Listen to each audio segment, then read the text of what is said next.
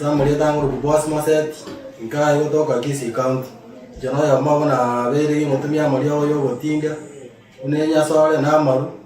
Ikana ni to asenya gitari ya Petamiri ya kusenda na nya toka wainga nyora wa gitari ya roba kandwali aseme ni yetatu. Basi kulikerete. Ka ngame chikosi kia ninge chinge ila bechi kigongonye kana sogete isiko. Asenya gitari ya Petamiri ya kusenda ni wata gitari ya bangi. Una kawita osire ngawa konya barira soma yumuya bawe na bwana. Kwa majina naitwa Oliver Tambo, mimi ni mwana saikolojia katika hospitali ya Betami Option Rehabilitation. Betami Option Rehabilitation tunasaidia wagonjwa ambao wako na shida za ulevi, matumizi ya mihadarati, wale ambao wako na stress na wale ambao wako na upungufu wa kiakili. Sisi tunapatikana Kajiado Isinya Road, pahali inaitwa Birika. Iwapo uko na mtu ambaye ana shida kama hii, tafadhali jaribu utafute kwa nambari zetu ambazo tuko nazo. Akabatevinga onde wensi watu yo kutumia mali yao buna yo asenga mbanya kwa bako morenta mapema ataraji kwa bako mbega sana.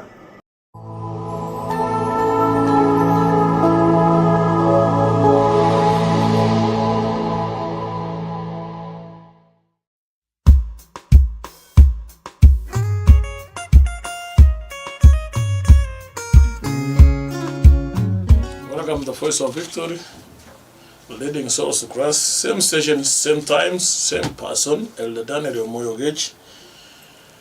Today I welcome you to this session, the first weekend of August 2024. We need to thank our Lord that our boys and the girls are back home.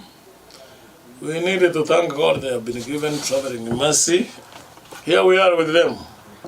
And I'm happy to announce to you that today in the Kisii County is hosting the Polo Games of the National in the Kisii Stadium, Masoja and the Kisii School. In the course of the week, we have had a lot of issues. The nominees for the new cabinet is on the way. There are questions and there are people who are there. Some will be washed, meaning sanitizing them, and they will be our leaders. The president has spoken. Let me remind us what we did last week on the genesis of this, what we call groups of people. Number one, we say this is the people, G-E-N, Z and S. They call themselves then there's Armenia. Then from there we have the backwards, until we reach those ones who are almost 100 years. This is a generation. But from background and which is history, I don't know what's a generation and when it starts and ends. Because people are saying we are the third generation, we are the fourth generation. People are calling themselves we are the Armenia generation, Millennium generation, the GNE and the Z generation. There is the X space, there is the Boomer 1 and the 2, name them. Those are the come and the go. Remember, this is 2024. 1924, there was a man by the man Hanli Tuku. He was killed. Maybe, maybe not. The spirit has revived after 100 years. So when you see our boys and the girls on the streets, remember there was Hanli Tuku who died in 1924. Maybe his spirit is revived after 100 years. Read your notes. So my boys and the girls outside there, when you are saying you are Gen Z that you need to die so that you can liberate, you not be the first or the last. Hanli Tuku died a century ago. Here we are. The choice is yours. I said you are the fearless, the most educated, and above all, you are the people to move this country. But let me remind you, this one you have started is bigger than what you know and what you think. I go back, I'm revising what we did yesterday week.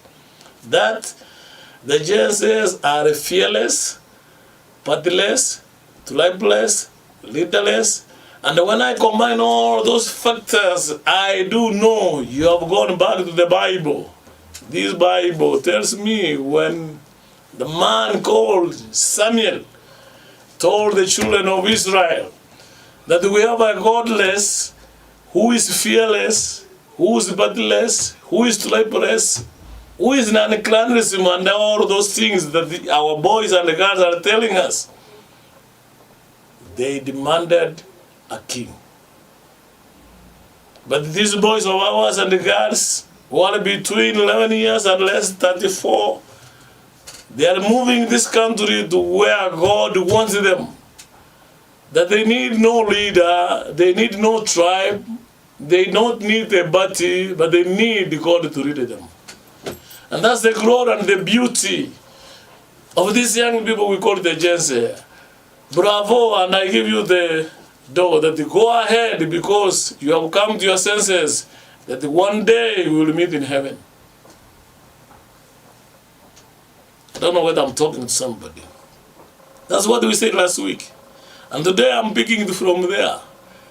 That the part 2 of this, when we say these are the people, we are the people.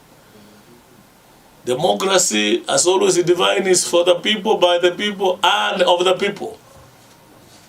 But are we really giving some life in this democracy? It's over 200 years. Americans have been independent. It's over 60 years Kenya has been independent. But are we living with the spirit of democracy? Last week I said these people who are the most educated. Now I'm to challenge you today. How can a doctor sleep in a street who has gone to internship in either an hospital or a clinic or a private hospital? Does it mean he or she, where he was doing internship, is not identify anything?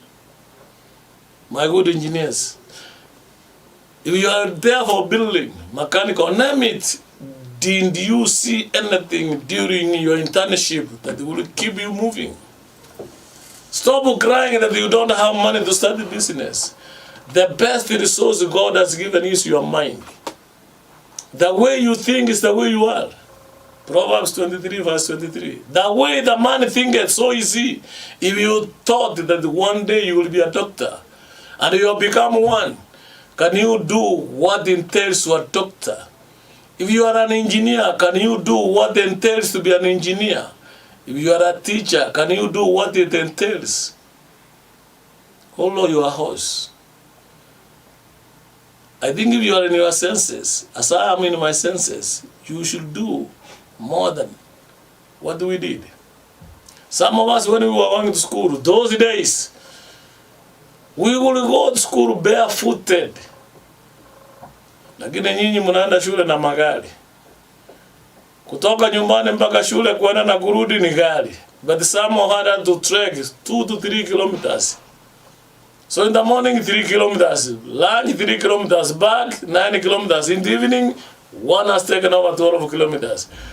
Bearing in mind, you had to look for firewood and water for you to do the cooking at home, because parents will tell you, as much as we are looking for money, here is food, prepare for yourself. Lakini mnajiita Gen Z, watoto wenu mnapandisha gari. Ajui, they don't know the pitiness, and you say, let not my son, let not my daughter to suffer the way I'm suffering. Who told you are suffering? That is an experience you gained. And now you are calling it suffering. Am I talking to somebody, by the way? What is it today I'm going to say? My dear, those who are less than 43 years, they call Gen Z. Hata saa hii nasikia wazee wengine wanasema hapa kwa mtaani mimi ni Gen Z. With my gray hair, how can I be a Gen Z? Away from it. These are just terms which are used. I repeat, Hali Tuku died in 1924. I'm sorry for the families who lost their beloved one. I'm sorry, even animals suffered. In Nyamira, there was a case. A cow which was in zero grazing, it died because there's something which was dropped there. The animal could not be able to look for water, so it died. I hear the governor did something to that family. But the one thing, must we shed blood for us to have a change? must we die for us so that we may have a change? Mr. President, I'm addressing you. If somebody is there, tell him there is a difference between hearing and listening. Many Kenyans, where I'm included, we are good in hearing, but we don't know how to listen. I repeat, Mr. President, there's a difference between hearing and listening. I wish I would have time and talk of listening. And my beautiful boys and girls, I wish also you know what it means by communication. You don't have to repeat those things day in, day out for 1 month, 2 months. I think there's something wrong. The two need to come to a consensus. One must listen, and those who are talking must talk. Not 1 week, 2 weeks, 1 month, 2 months. No. You have a break. Some of us who are married, and especially men, if you find your people, in quotes, is making noise every evening, you come late and leave very early, so that you can avoid the noise. But here we have our country, Kenya. It's beautiful. We need it. Some sit there, I need to see my great-grandchildren. I already have seen grandchildren. I have grandchildren. And where am I spoiler? Because grandparents are the grandchildren spoilers. Having said that, today I have a heavy heart saying, can we know and understand what is listening and understanding? And what is talking and the communication? Some of us talk too much and we don't communicate. Let me give a difference. Somebody could talk morning until evening, but there's no substance. But when it comes to communication, you put the point across once and somebody gets it.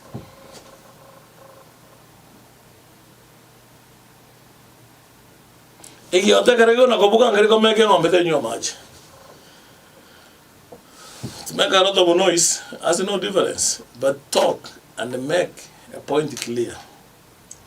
Today, my big problem is, after all of this, what is the big issue? And as I was going through my books, I read one from one of my best writers, Steps to Christ. There are steps which we need to go to and see this man I'm calling Christ. Voice of Victory is there for reading Souls Christ.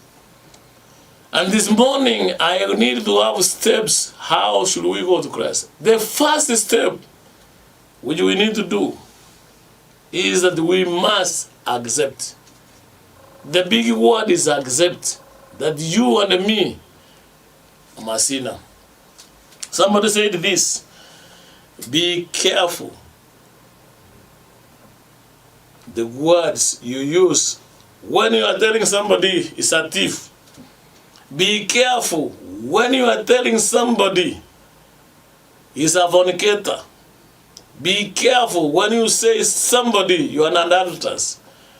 Be careful when you say somebody killed or murdered. Be careful. Thou shalt not kill. Thou shalt not steal. Those are some of the Peter. You should not steal. I should not steal. If you tell me I'm a thief and I've really stole, I don't feel okay. Be careful how you tell somebody. Ukweli ni jungu. The truth is always bitter. But how should we put it across? Number one, sometimes we are helpless and hopeless on how to put things across. Sometimes, mark my words, we are helpless and hopeless how to attack an issue. In leadership, sometimes we pretend this one is a secret for the executive. But this is the very thing you want the others to do.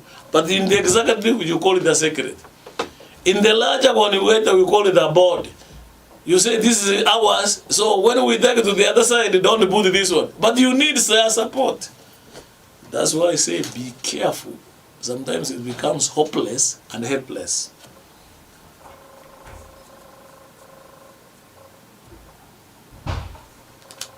Be careful the words we use in the public.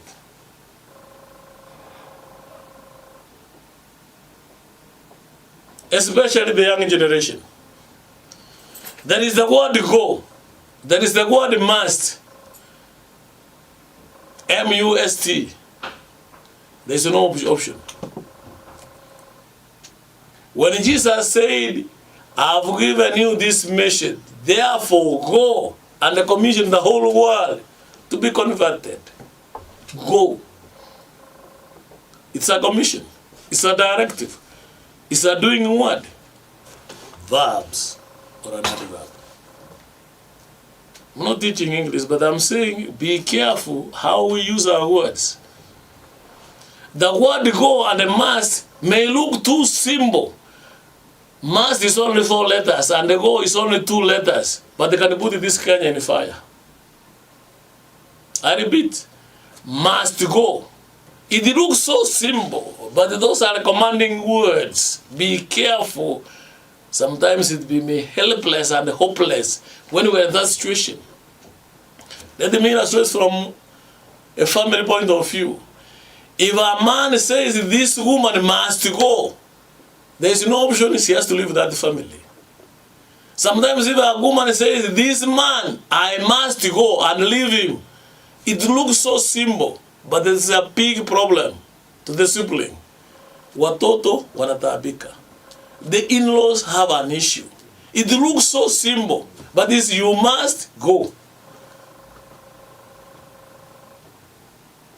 Must go. It looks so simple. You can draw it in anywhere. And you can say, up to this point, my wife must go. Up to this point, my husband must go. It looks so simple. But when the action is taken, the impact, I don't have to explain it. My young generation, this is some of the words you must be careful how to use them. Whatever the other say, they say, I will not go. There is fire.